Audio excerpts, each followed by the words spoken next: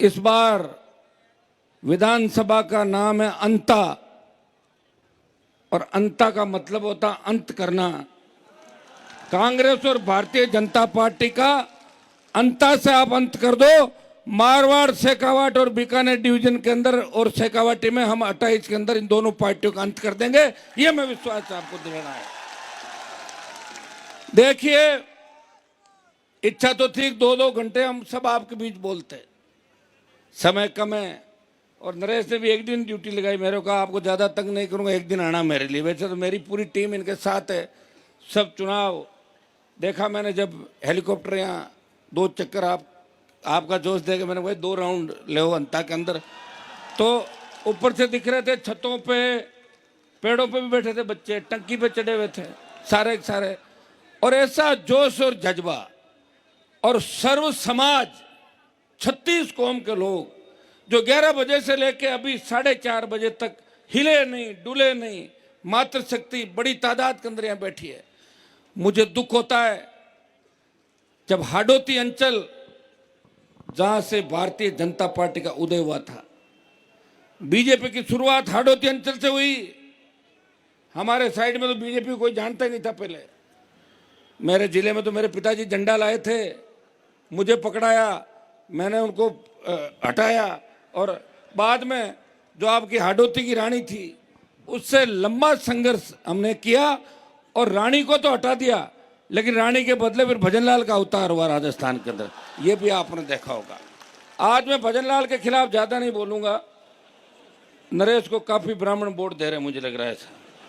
वैसे ब्राह्मणों को एक चीज़ ध्यान रखनी चाहिए कि अगर हम लोग नहीं होते तो वसुंधरा नहीं जाती, और वसुंधरा नहीं जाती तो भजनलाल सीएम नहीं बनता। इसलिए ब्राह्मण समाज को समझना चाहिए कि भजनलाल के मुख्यमंत्री बनाने के अंदर भी कहीं न कहीं हमारा पर्दे के पीछे वाया मीडिया रोल है कि मैडम का जादू खत्म किया और भजनलाल अवतरित हुआ। ये वाक नहीं हुआ। हाँ, ये सही है, अभी कानून व्यवस्था राजस्थान के अंदर चौपट हो गई है। इस सरकार के राज्य मंत्री, मैडम का एक बयान पढ़ रहा था मैं, मैडम का दामाद जिसको सीबीआई ढूंढ रही है खुद को, और उसने बोला कि प्रमोद जैन भाया खनन माफिया है। मना किसने किया? 2 साल से आपकी सरकार है। भजनलाल जी तो चाहे जो कर देते हैं, कौन रोकता? भजनलाल जी तो ट्विटर को टूटर के देते हैं। सुनिए, भजनलाल जी का एक में भाषण सुन रहा था जोधपुर में, फ्लाइट तो रात में उड़ती है, वो कह रहे थे संजय सिंह जी कि मेरी रात फ्लैट में उड़ेगी। सारी रात को फ्लैट में उड़ेगी, फ्लाइट रात में नहीं। वो चूकते हैं, आदत है। वैसे देश के अंदर अगर जिंदा मोदी को किसी ने श्रद्धांजलि देने की ताकत है, वो राजस्थान के मुख्यमंत्री भजनलाल ही दे सकते। कह दिया मोदी जी को श्रद्धांजलि, और सत सत अकाल, सत श्री अकाल नहीं, सत अकाल के मतलब 100 साल अकाल पड़े। और कोटा के अंदर बोले बुराइयों के साथ हैं, अहंकारियों का साथ देना है। अब देखिए, हो सकता है उनका बाल मन हो, मुझे तो लगता नहीं उनका मन कैसा, किस तरह की बातें निकलती है, या लोग जो देते हैं लिख के उसमें वो पढ़ देते हैं। मुझे कोई बता रहा था कि शिखर अग्रवाल जो उनका सेक्रेटरी है, वो फाइल ले जाता है, आखिरी पन्ना पढ़ाता है जिसमें भजनलाल लिखा तो दस्तखत कर देते, चिड़ी मार दो आप, ये भजनलाल। ये हालत राजस्थान की है भाइयों। वसुंधरा जी ने इस डिवीजन आपको ही नहीं ठगा, पूरे राजस्थान को ठगा, जाटों को ठगा, हमारे सबको। जाटों की बहू, राजपूत की बेटी, गुजरों की समधन, रेबारियों की, मीणाओं की बुआ, एसी की बाणजी, उसकी मौसी, उसका ये उसका वो, लगातार। और दुर्भाग्य इस बात का देखिए कि लगातार हाडोती अंचल ने, झालावाड़ ने वसुंधरा जी को कम संख्या के अंदर वोट जब गिनाए, उसके बाद भी इनको जीता के यहाँ से भेजा। लेकिन यहाँ न कोई सड़क है, स्कूल का जो हादसा हुआ था, मैं आना चाह रहा था, नरेश को उस दिन गिरफ्तार कर लिया। कांग्रेस पार्टी जो राजस्थान के अंदर विपक्ष की भूमिका निभा रही है, कांग्रेस के 8 सांसद राजस्थान से, जब लोकसभा चल रही थी, संजय सिंह जी, 7 बच्चे हमारे स्कूल के अंदर छत गिरने से शहीद हो गए, 6 ट्राइबल के थे, 1 ओबीसी का बच्चा था।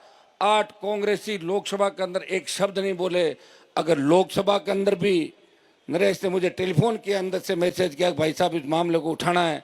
मैं तख्ती लेके बेल में घुसा और लोकसभा को रोका कि हमारे बच्चों को न्याय मिलना चाहिए। हाडोती अंचल से भाइयों, जो जोश दिखाई दे रहा आपके अंदर, नौजवानों, ये जोश आज 8 तारीख है, 9 तारीख कल शाम के बाद 10 और 11 तारीख को सरकार गुंडागर्दी करने की कोशिश करेगी, लेकिन नौजवान के सामने सरकारी तंत्र फेल हो जाता है। हर क्रांति का नायक नौजवान था। तांत्या टोपे मंगल पांडे से लेके झांसी की रानी लक्ष्मीबाई हो, चाहे भगत सिंह, हर क्रांतिकारी नौजवान था। और राजस्थान के नौजवानों ने इस बार मन बना लिया, हमें कांग्रेस और भारतीय जनता पार्टी को खत्म करके एक नई सरकार 28 के अंदर बनानी है। भाइयों, दिल्ली के अंदर जाते हैं, सबसे ज्यादा तो संजय सिंह जी मुझे कहते हैं इनका घर सामने ही है। ये कह रहे राजस्थान वालों को हो क्या गया, मगर इनका माइंड सेट है, ये हराने के लिए वोट देते कि इसको हरा दो, इससे ज्यादा सोचते नहीं राजस्थान के लोग। इसको हरा दो, फिर बाद में 5 साल निकल गए, 5 70 साल निकल गए, जिताने के लिए वोट नहीं देते। आप शुरुआत करो। शुरुआत करी मैंने 66 साल बाद। राजेंद्र जी भी चुनाव लड़े, खुद के दम पे जीते, मेरे साथ थे, मंत्री थे, दिलीप जी बैठे हैं पीछे, मंत्री थे। लेकिन भाइयों, 66 साल बाद पार्टी बना के इस राजस्थान में संदेश दिया।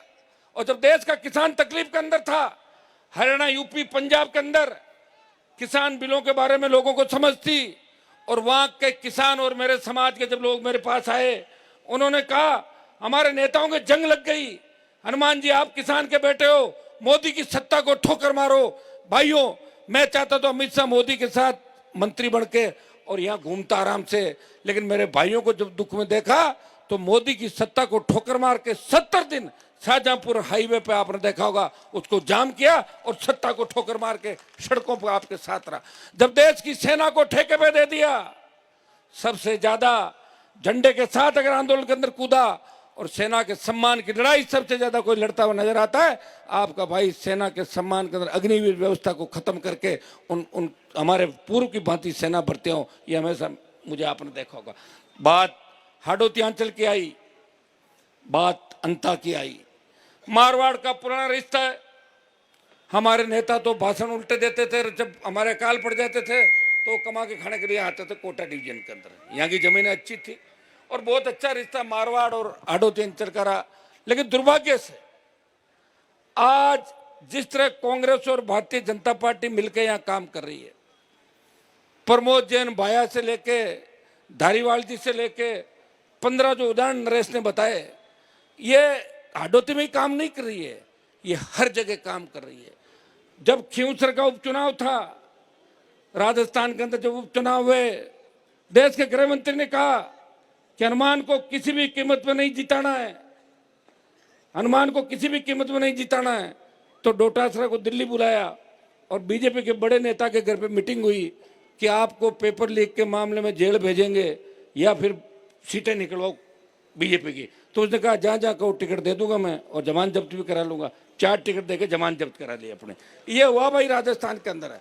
हमसे कोई बातें छिपी नहीं है, लेकिन हम हारे नहीं हैं, हम मजबूत हैं। हमसे प्रेरणा लेके बीएपी पार्टी बनी आपके नज़दीक, और पार्टियां बनेंगी।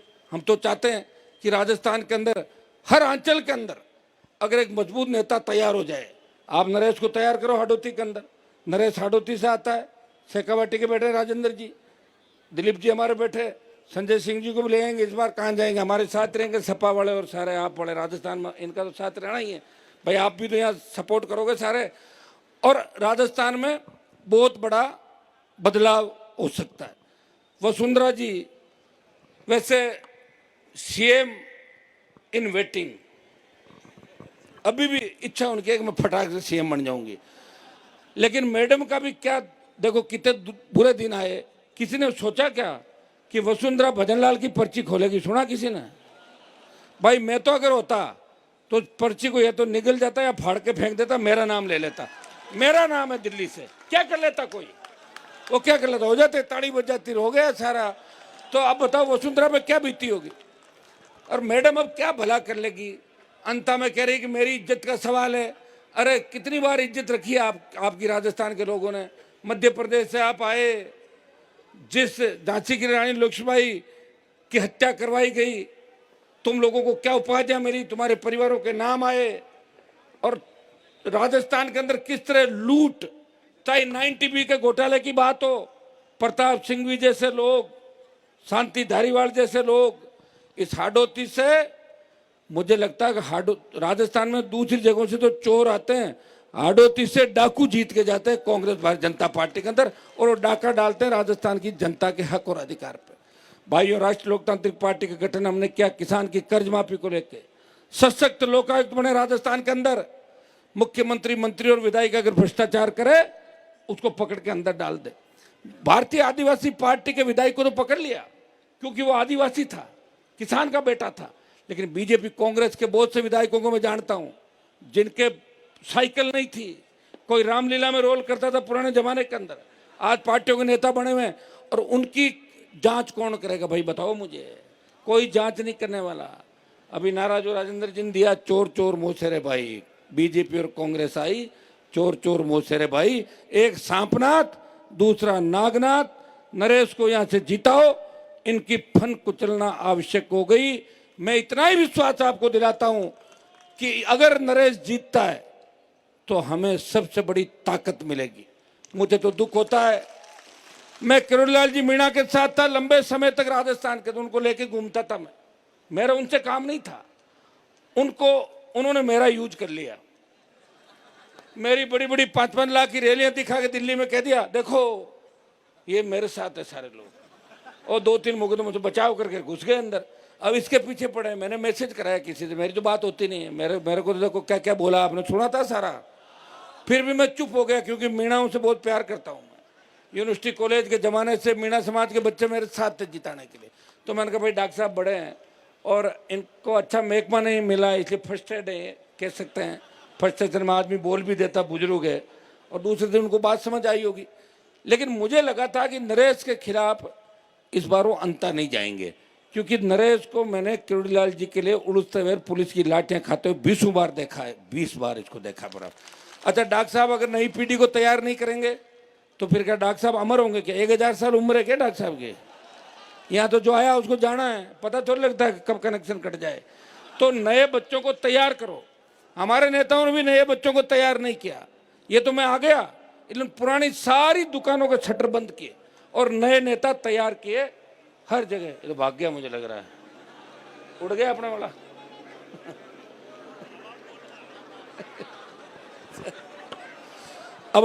अब अभी मुझे आपके बीच और रहना इसलिए भाग गया हेलीकॉप्टर वाला। भाइयों,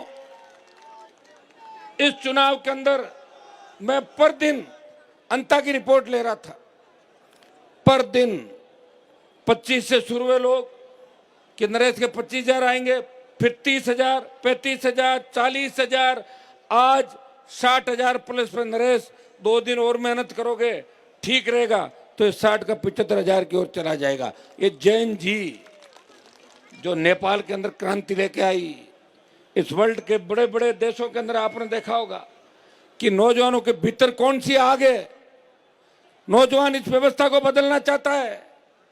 नौजवान चाहता है कि थाने तहसील कचहरी के अंदर वो किसान जाए, उसका काम हो तो उसको सम्मान कैसे मिले। नौजवान चाहता है एक तरफ गरीब और एक तरफ अमीर, ये भेद कैसे मिटे, इस खाई को कौन पाटेगा। और भाइयों, राजस्थान के नौजवान भी अब ये चाहने लग गए, जब दिल्ली में लोग कहते हैं कि आप कुछ नहीं कर सकते, आप तो कांग्रेस बीजेपी को वोट देते हो और आपका माइंड सेट है। मैं विश्वास दिलाता हूं कि हाडोती अंचल से आप अंता की सीट है, दोनों पार्टियों का अंत करके छोटे भाई को जिताओ। पूरे जो राजस्थान के तमाम अंचल है वो तैयार खड़े हैं बदलाव के लिए, और 28 में ऐसी आंधी चलेगी, इस चुनाव में पता लग जाएगा वैसे आपको, क्योंकि एक पार्टी तो कांग्रेस बीजेपी थर्ड नंबर जानी है, तय है। तो इस चुनाव से ही पता लग जाएगा कि राजस्थान के अंदर बड़ी क्रांति की शुरुआत अंता की धरती से हुई। हमारे वहां तो बड़ी बड़ी हुंकार रैलियां, 5 लाख 2 लाख, अभी बीकानेर में मैं करके आया था 1.5 लाख से 1.5-2 लाख लोगों की रैली एक उस पे आह्वान पे। और यहां जिस हिसाब से ये चुनाव चर्चा का विषय बन गया, मैं हेलीपैड पे था, हेलीकॉप्टर से बच्चे चले मुझे छोड़ने, कोई गाड़ी में था, कोई एयरपोर्ट पे, सब चिंता कर रहे थे। वो गरीब तो चिंता सारे कर रहे थे कि नरेश जीतना चाहिए। भाई पैसे वाले हमारी चिंता थोड़ी करेंगे, वो तो भाया की चिंता करेंगे, धारीवाल की करेंगे, दूसरों की करेंगे, या जो दूसरे सेठ है उनकी चिंता करेंगे। भाइयों, फसल बीमा का जो पैसा प्रीमियम आपसे ले लेती है, और कितने बड़े घोटाले हो रहे हैं। घोटाले कर कौन रहा है? आपके लीडर, जो फसल बीमा कंपनियों में कहीं न कहीं पर्दे के पीछे से मिले हुए हैं। यहाँ समर्थन मूल्य पे खरीद नहीं हो रही। 25 क्विंटल खरीद की बात थी, वो राइडर हमने संघर्ष करके हटवाया, 40 क्विंटल में गया, लेकिन उसके बावजूद भी टोकन बंद हो गए राजस्थान के अंदर। ये सारा सिस्टम आप समझ गए। दिल्ली से जयपुर, जयपुर से दिल्ली, हमने एक अभियान चलाया था कि सीएम हटाओ राजस्थान बचाओ। कितने लाखों ट्वीट हो गए। सरकार ने उसको बैन करा दिया, सरकार ने बैन करा दिया, और कहा भाई हटा लो इन सबको। तो भाइयों, सरकार किस तरह कर रही है? फीडबैक कौन दे रहा है, कौन नहीं दे रहा है? दिल्ली में आपकी सुनवाई कौन कर रहा है? अभी जो राजस्थान के अंदर लिस्ट आई है, डीजी के बाद जितने भी अधिकारियों की लिस्ट आई है, वो सारे जब सरकार गिर रही थी अशोक गहलोत की, तब हमारे फोन टैप कर रहे थे सारे। उनको इनाम दिया है कि तुम गहलोत की सरकार बचा रहे हो, इधर तुम्हें इनाम दिया जाता है। यह है भारतीय जनता पार्टी और कांग्रेस का खेल पर्दे के पीछे। हम तो देख रहे हैं। और अभी देखो, आरएलपी का कोई विधायक है नहीं विधानसभा के अंदर। मैं तो सड़क पर ही लड़ सकता हूँ। हाँ, लोकसभा में रोज लड़ता हुआ नजर आता हूँ आपको, वहां मैं हूँ अभी तक। नरेश को भेज दो, ये हमारी भी कमी पूरी कर देगा सबकी। राजेंद्र जी हम वो जब होते थे तो करते थे। ये रहेगा, ये अंदर लड़ेगा, वैसे अंदर जाएगा तो भी लड़ेगा और बाहर आ जाएगा सस्पेंड होकर। तो एक बार अंदर तो भेजो इसको। इस बार इसकी ख्वाहिश पूरी करनी है। मैं हाथ जोड़ के आपसे अपील करना आया हूं कि हनुमान बेनीवाल किसान कौम के लिए 25 साल से राजस्थान में लड़ रहा है, हर समाज के लिए। लोग मुझे जातिवादी नेता कहते हैं, लेकिन 2016, 17, 18 की मेरी रैलियां देखना, उसमें मैंने लिखा था कि ब्राह्मण बनिया राजपूत को भी आर्थिक आधार पर आरक्षण मिलना चाहिए। कहने वाले कहते रहेंगे, इनसे कोई फर्क नहीं पड़ता। जो लड़ेगा लोग उसके पीछे होंगे। कहाँ तो हमारे बड़े नेताओं के क्या क्या नाम होते थे, कहाँ चले गए पीछे, पता ही नहीं चला उनका। इसलिए भाइयों, बहुत उम्मीद के साथ नरेश की इच्छा थी कि भाई साहब हेलीकॉप्टर से आओ। हेलीकॉप्टर का जुगाड़ करने में बड़ा जोर आता, तुम जानते हो ना। और बीच में और भाग गया, देखो छोड़ के भाग गया। कोई दूसरा था, दूसरा नहीं आ रहा तो गाड़ी से ही जाएंगे। सबको इस ऐतिहासिक जलसे के लिए बहुत बहुत बधाई। और यहां आने के बाद मुझे लगा, देवली उनियारा के अंदर जो एसडीएम का थप्पड़ कांड हुआ, तब नरेश के खिलाफ हमारे जाति के अधिकारियों को लामबंद किया। मेरे को मीडिया वालों ने पूछा कि हनुमान जी वो जाट था। मैंने कहा मैं उसके 4-5 थप्पड़ मारा, नरेश ने तो एक ही मारा, ठीक किया उसको। आप ये बताएं। गोविंद डोटासरा कह रहा है कि मैं बहुत बड़ी जाति से आता हूं, तो तू डराएगा क्या? तू तो कांग्रेस से निकाल दे, निर्दलीय लड़ा दो, 3000 वोट ही नहीं आए। निर्दलीय वोट लेने में बहुत जोर आता है, तो पार्टी का चिन्ह का वोट होता है। तो मैं भी उसी जाति से आता हूं। आ गया ना हेलीकॉप्टर लेके साथ में। मुझे दुख डॉक्टर साहब का है कि डॉक्टर साहब को तो यहाँ आकर फॉर्मेलिटी करके चले जाना चाहिए। ये कह के जाना चाहिए कि मैं तो फॉर्मेलिटी करना आया हूँ, नरेश को जिताओ, अंदर ही अंदर ही बात करके जानी चाहिए। लेकिन उनकी आदत है, उनकी आदत है, वो किसी दूसरे की तो प्रशंसा उनको स्वीकार ही नहीं है। मैं सबसे ज्यादा खास रहा, मेरे वहां तो मीणा वोट कम है, लेकिन डॉक्टर साहब कह रहे ये भी ज्यादा क्यों घूम रहा, कहीं इधर नहीं आ जाए, इस साइड में जाता हूं मैं, आपके लिए लड़ता हूं, सबके लिए। आपका जो भी, मैं तो गुर्जर आरक्षण आंदोलन जब हुआ था, प्रधान जी बैठे तभी हम सड़कों पे थे। आज भी तमाम समाजों को उनका हक अधिकार मिले। धाकड़ समाज बहुत बड़ी तादाद के अंदर कोटा झालावाड़ के अंदर है, लेकिन धाकड़ समाज को कौन सा प्रतिनिधित्व मिला? बना दिया हीरालाल जी को मंत्री कुछ समय के लिए। आपको भी पता है हीरालाल जी कितनी चल रही है, किस तरह काम कर रहे हैं।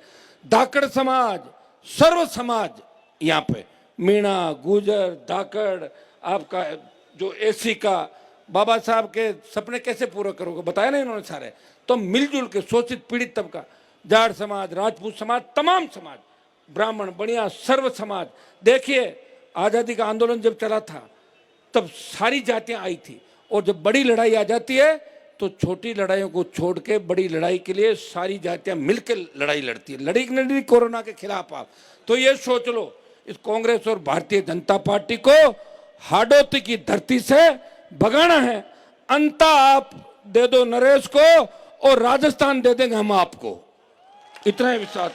और फिर मैं आपको बता दूं, जो जो नाम नरेश ने बताया, चाहे धारीवाल हो, चाहे सिंघवी और भाया हो, ये 24 घंटे के अंदर अंदर अगर घघरी पहना के और सड़क पर नहीं निकाल दिया तो हमारे को बता देना। आजकल घघरी बड़ा ट्रेंड चल रहा है, घघरी पहना के मुलजिमों को ले जाते हैं सारे।